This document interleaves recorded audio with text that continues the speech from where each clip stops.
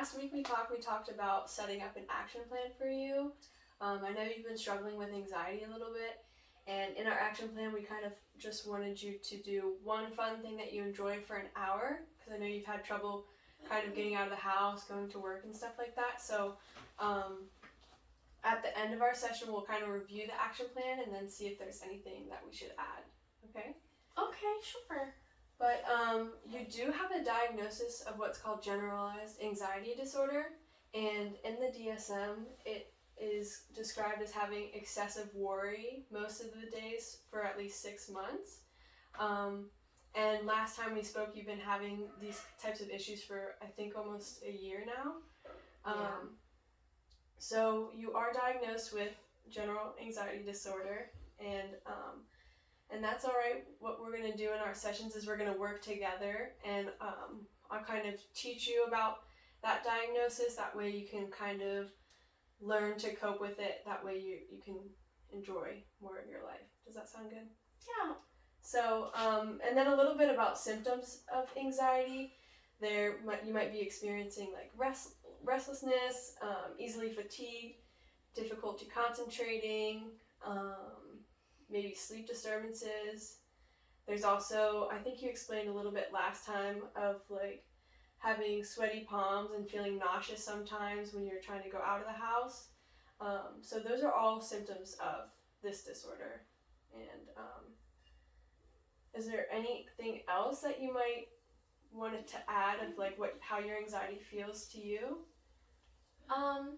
Yeah, it feels like I can't really like escape it, and it's kind of like whatever I'm like worried about or kind of like fixated on worrying about, it's like really like stuck in my mind. Like there's nothing I can do to like get the thoughts out of my head, and it feels like it's something that's like chronic, like it's just happening to me all the time, and I don't know how to like escape it. Yeah, and that is a symptom of anxiety. A lot of times people will feel like trapped, like you're saying, but I do want you to know that, you know, this is a disorder, and this is something that we can work on to get rid of, or at least lessen the symptoms. And it's not you that is, you know, preventing yourself from going out. It's the disorder. So I guess moving forward, going back to the action plan, were you able to go out last week just for an hour? Yeah, I did. I went to the beach actually. That's awesome. How was it? It was really nice. Nice. It was really nice. Because last time you were mentioning that you were, it was just really hard for you to kind of like get out of the house, but how did you feel when you finally were able to do something that you enjoy? It was really good once I got out there. It's like the like build up and tension of like getting to that point to like go out and do something, I think is really hard, but then once I'm out there, then I'm having a really great time. I'm really happy I'm there, but there was just so much like stress and pressure going into the situation for some reason. Yeah, and I think that's normal for now. I think the first step is what you did, is pushing yourself to get to that place where you know you'll enjoy it, right? And I think pushing ourselves is the hardest part, but if you can push past that barrier and you're able to enjoy it, then you kind of receive a reward.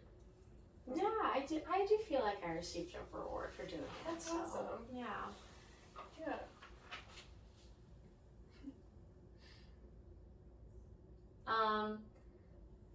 I did, however, like, I feel like sometimes I feel like, when I'm there and I'm out doing the fun thing, I feel like I could have used something to do to, like, fill up my time, because I was kind of in my head at times a little bit thinking about, like, thinking about the things I have to do, like the not so, the not fun things, like the work and the household things that have to get done. So I don't know if there's like a way to kind of get rid of like those thoughts when I am out there, like trying to do the fun thing. Well, there are a few tools that I can teach you. I guess one of the most common tools for anxiety would be like breathing techniques. So that would just be like trying to focus on your breathing, taking deep breaths in and out to kind of center yourself and bring yourself back to the now. Because a lot of anxiety is kind of looking towards future. So if you can kind of pull yourself away from what you need to do later on and kind of just recenter yourself in the now, that can help lessen the symptoms of anxiety. There's also another technique that I call the 5 senses. So you can find something, maybe like for example at the beach, you will look around and see what you can see, what you can smell, what you can hear, what you can touch, and what you can taste. And you can do that simply just by sitting or in any room. It doesn't have to be at the beach necessarily. And that's another technique that can help kind of bring you back to center.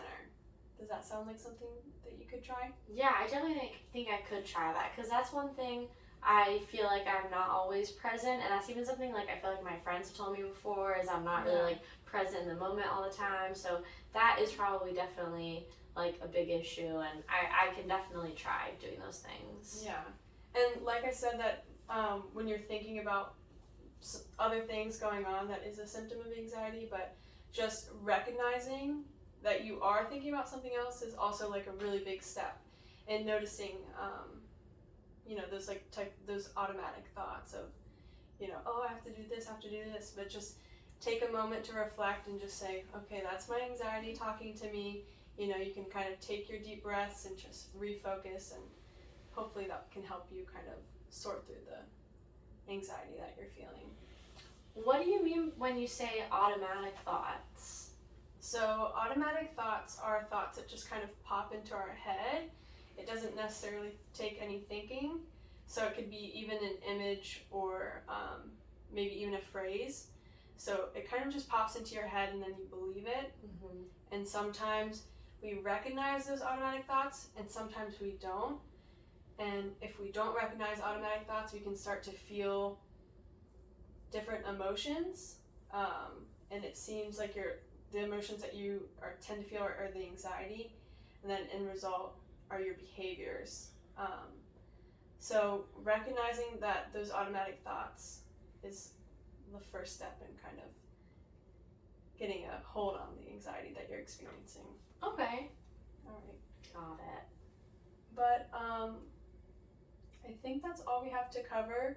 I think moving forward to next week, since you were able to complete that 1 hour of something that you enjoy, what do you think is something that you can manage for next week?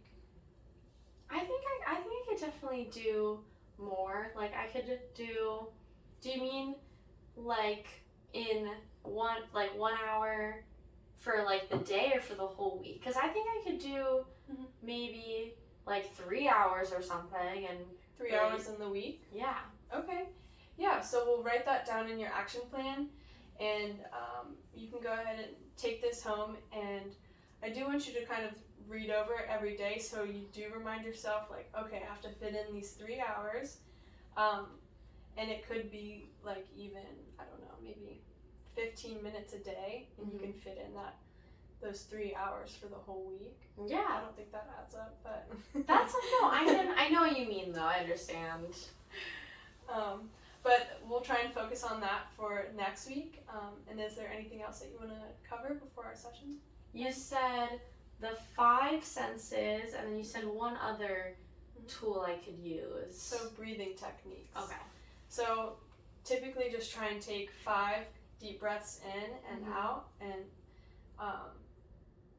those breathing techniques are what we call coping strategies, so they should help manage your anxiety a little bit. Okay, got it. All right, sound good? All right, sounds good. I'll see you next week. Thank you.